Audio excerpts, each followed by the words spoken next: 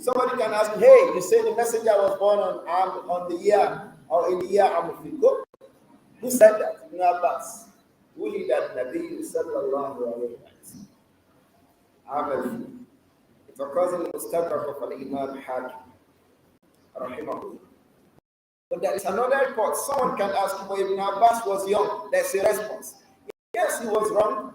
He was young, but he would take response. He would take reports from those who were older. Ibn Abbas himself, if you go to the hadith, he has about 1,200 hadiths. Go. About 1,200. What he himself heard and reported were not up to 30. Ibn Abbas, what he heard directly and reported, not up to 30.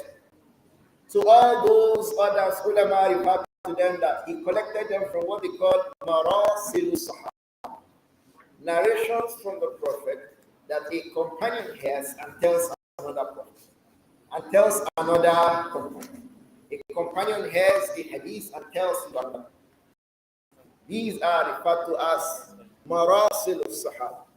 So Ibn Abbas had a lot of that. So this is from it, what he heard from the elders, and then he will narrate it to us. But there's a bigger report.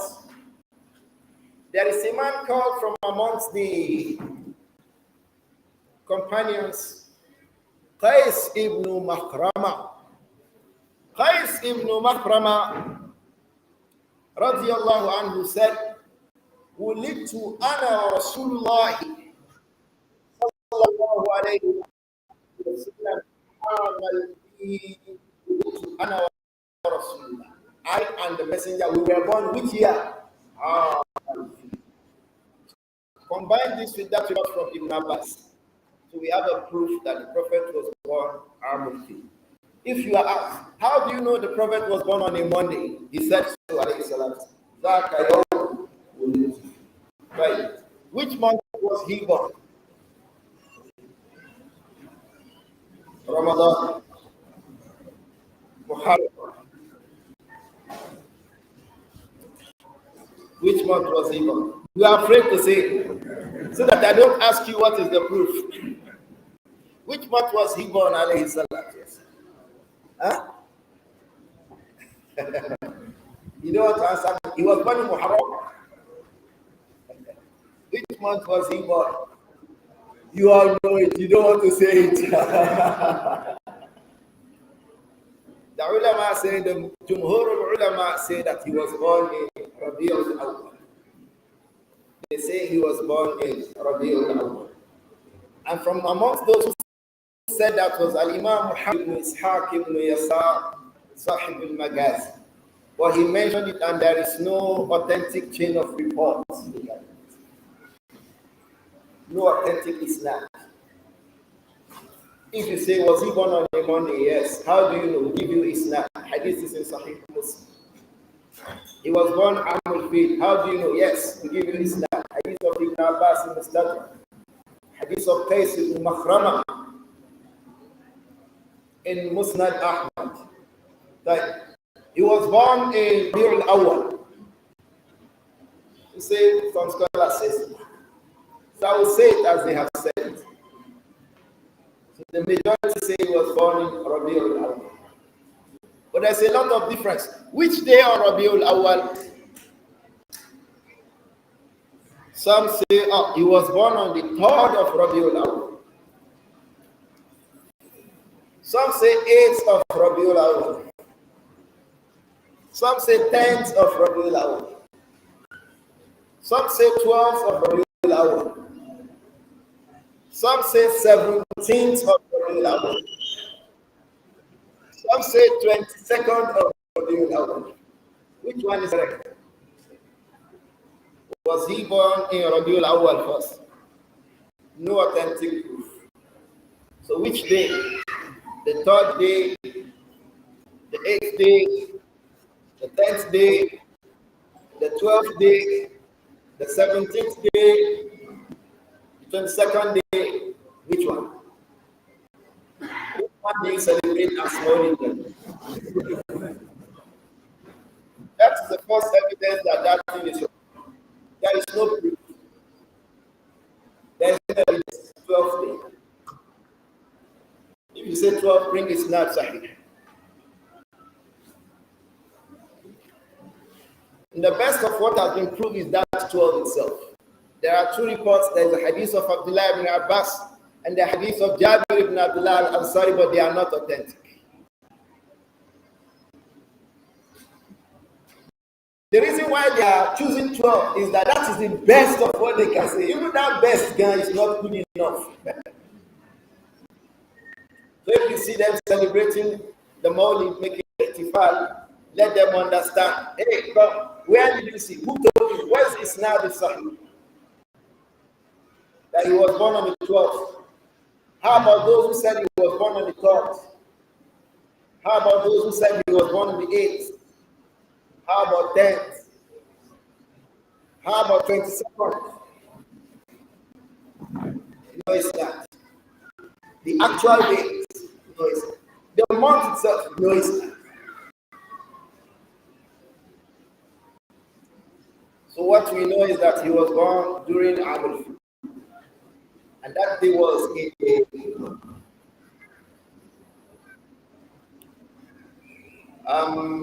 about his birth. I think we can stop there. There are a few other issues regarding his birth.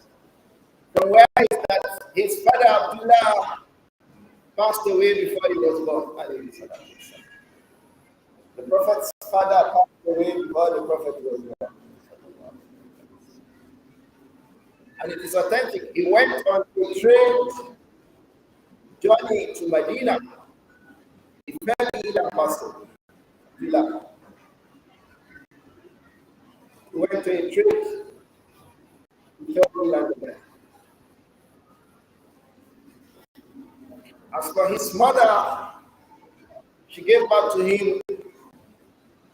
His father had died. She also died 6 years after. Within the period, there are a lot of issues between his birth and 6 years. He went to be breastfed. Among those who gave him breast milk was Suwaiba. How do we know? He said so. Alayhi salatu wasalam. He said, I was breastfed myself and Abu Salama. We were breastfed by who? Suwaiba. Who was that Suwaiba? She was the freed slave of who? Abu Lahab. Suwaiba.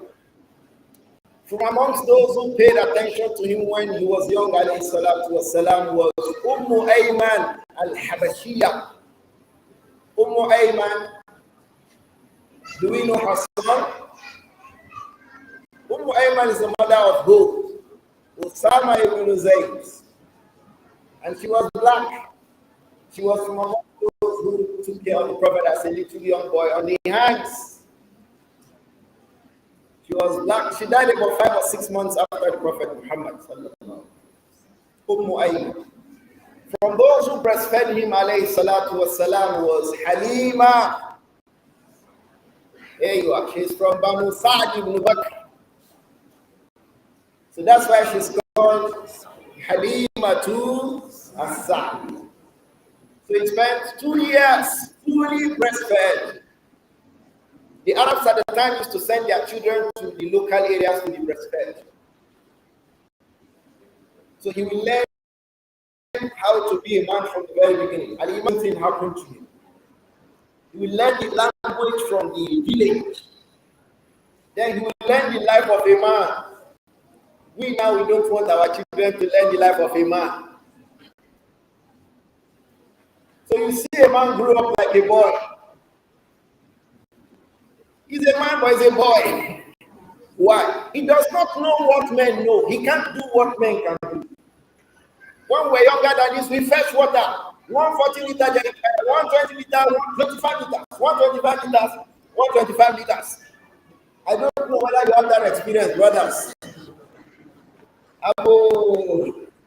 You go fetch the water. In fact, for you, you'll be using it to. Our own children don't know it. My own children don't know it. All they run after now is pumping machine. And And when there is no power, they turn on the generator, pumping machine. So where is the life of a man? Where is the life of a man? We wash clothes with our hands. Today, parents will fight you that, why is my children washing? Why is my child washing? Nah, let him or wash the women. Most women can't wash now with their hands. We are in the age of diaper now. Do we know what is called baby? And napping? They don't call it napkin, they call it what? We don't know that one. Some women can set to divorce their husband because of washing machine and diaper. Why? Commercial for. Even the jilbab she's wearing, she cannot wash it. Why? She has not been taught the life of a woman. We have the life of a man that we describe. We also have what? The life of a woman. Many women can't cook again. They can't cook rice. When I was younger than this, my father used to abuse my cousins. Say, work for Silanta. They will feel bad. Yeah, that's what they can. You know, lanta. So much say, what we know now is rechargeable. So women don't know the life of a woman again.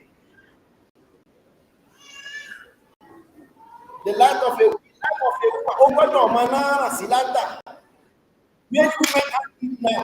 Tabala, the shell or a lot of anisio. You light the machines, you raise the lamp up, you put the light, drop the lamp. This is interesting science. People don't know it. We've forgotten that technology.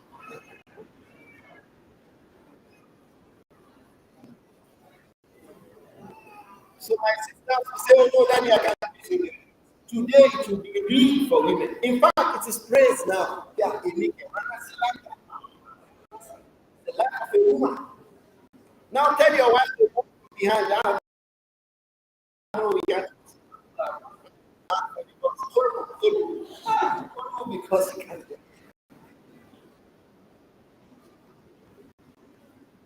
So the Arabs used to send their children to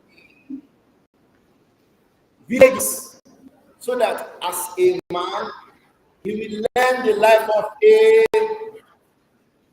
If they were girls, as girls, they will learn the life of a girl. So women don't even know how to dress beds now. You know that? Don't be surprised. We hear so many things brothers complain. Oh, do you need that bed? You need that bed. Let's think about it. So they used to send their children to the villages so that they can learn the life of men. You farm, you follow animals, you play with animals, you move around. It was when he was doing that, alayhi salatu wasalam, after the first 2 years, that Jibreel alayhi salatu wasalam came to him and opened his chest. Sallallahu alayhi wa sallam. Do we have this narration with us? Let me quickly go to it. Ulama refer to it as hadithatu shaqqi sadri. The incidents of the Prophet's heart being opened. The Prophet's heart was open, and the signs of the soul were there. Let's read the report of Anas ibn Malik. It occurred in Sahih Muslim. That's from the issues of his early life.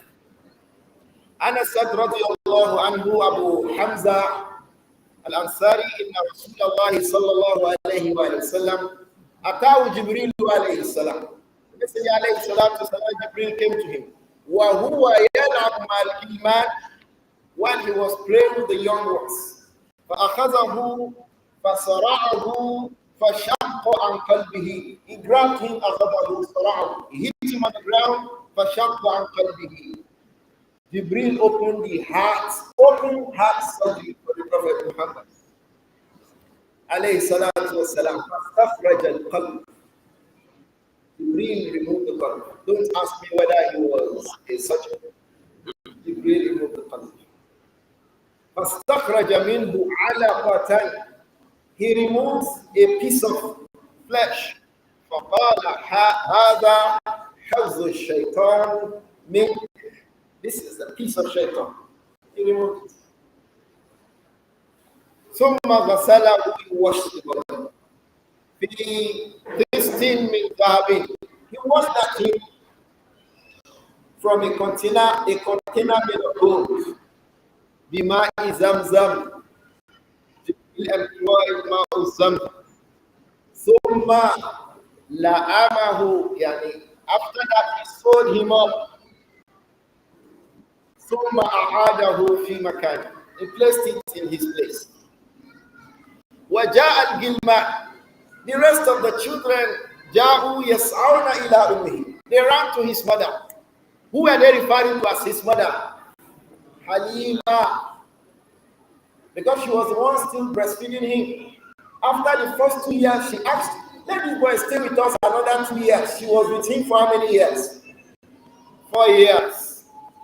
So they went to her. وقالوا إن محمدا قد قتل. Muhammad has been killed. Isn't that what children will say? They have killed Muhammad. Alayhi salatu wassalam. فاستقبلوا. So they went to the messenger alayhi salatu wassalam. وهو منتكئ اللون.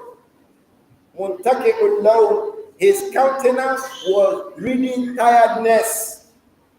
Alayhi salatu wassalam. قال Anas ibn Malik, who reported this hadith, said, وقد كنت أرى أثر ذلك المخيط في صدره. كنت أرى أثر المخيط في صدره. I used to see the sign of that surgery on his chest. Alayhi salatu. At that time, just before 4. That was why Halima took the son to the mother. The mother wanted to take him after 2 years. She said, allow him to stay with us. When that one happened, what will you do as a caregiver?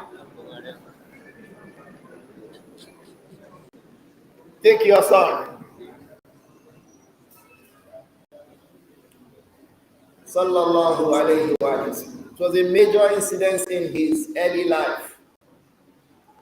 Another major incident in the early life of the Messenger alayhi salatu wassalam was Hilful Fudul. Hilful Fudul.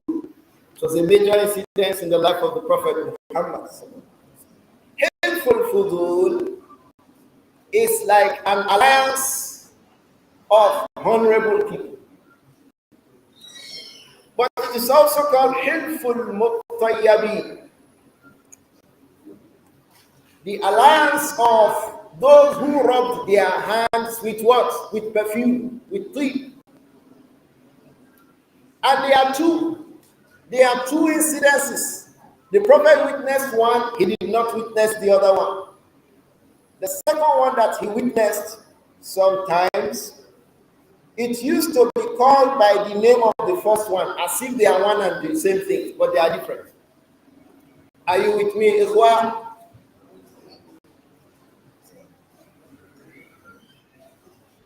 Helpful fudul. What was it? Helpful fudul. Some tribes in Makkah came together. Why? Because at the time there was no leader, no leadership. We had a lot of news there, but because of time, let me just give us a paraphraser. So no leader, nobody. It was jungle justice.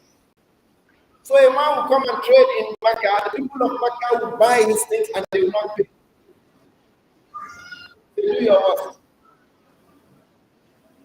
So some of the honorable people came together and agreed that whenever anything like this happens, we are going to help that person who has the property to get back his property. Anybody who was so wrongfully treated will come back to him. Hey, return the property or pay the money.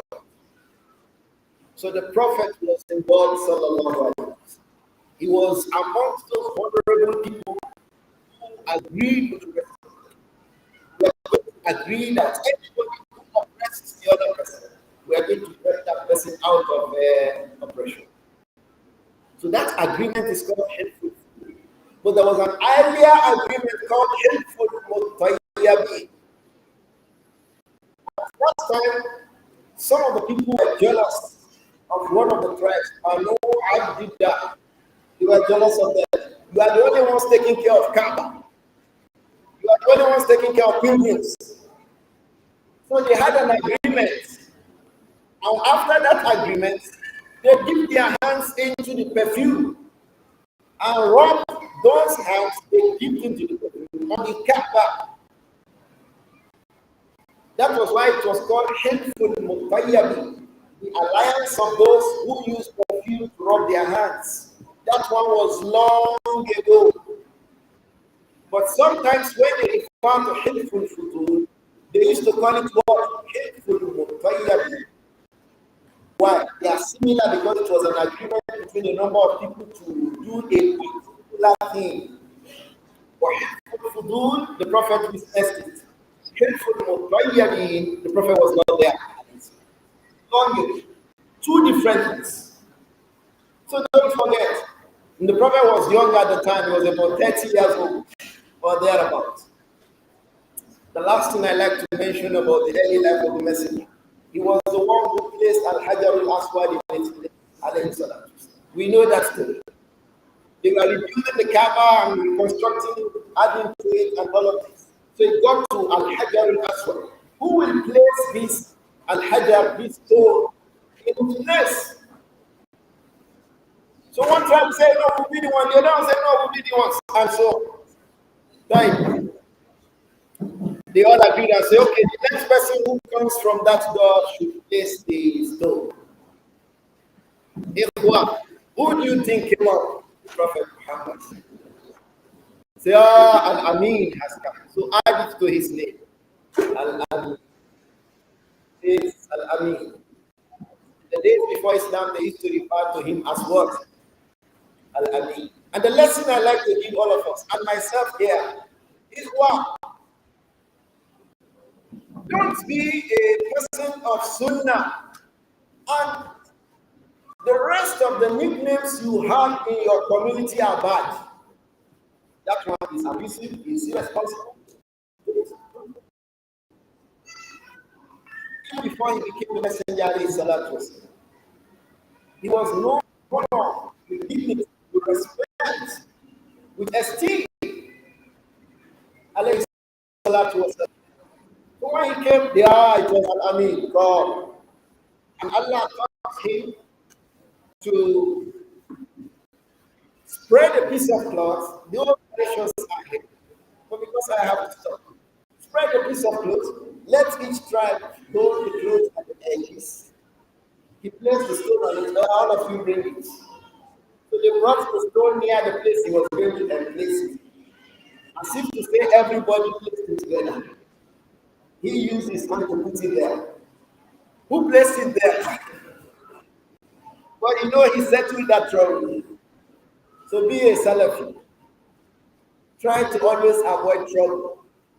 Don't be the one to start the trouble. When the people are upon the trouble, settle the trouble. That's what Allah said to us.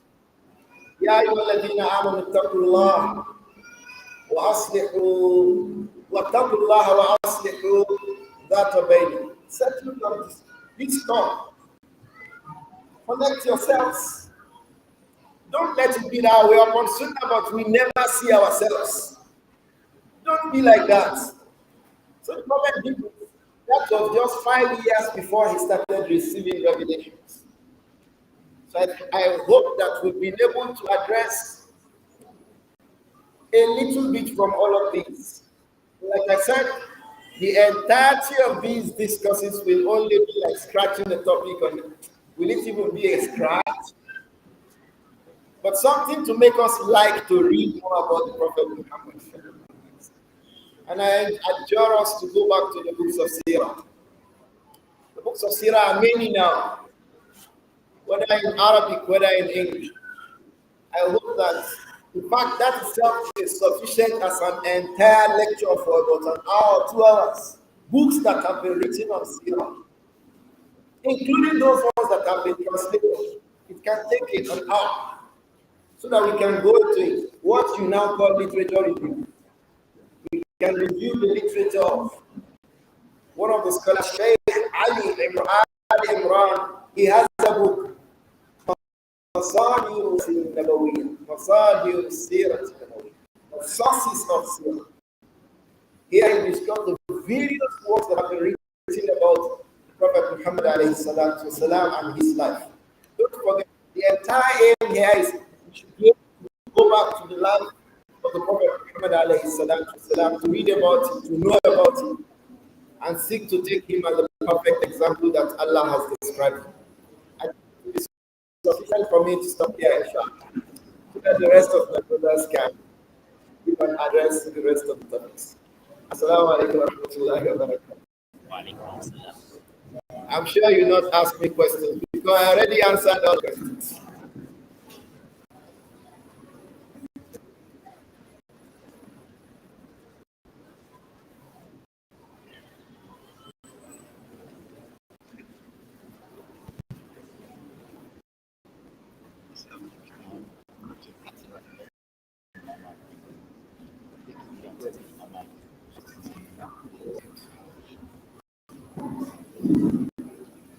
Alhamdulillah.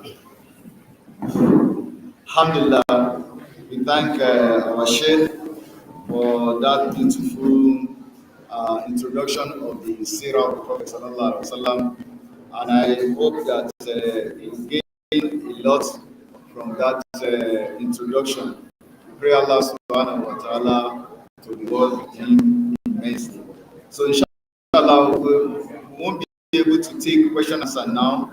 But before we invite the next lecturer, I want the owner of these two cars to please try and move the car because we have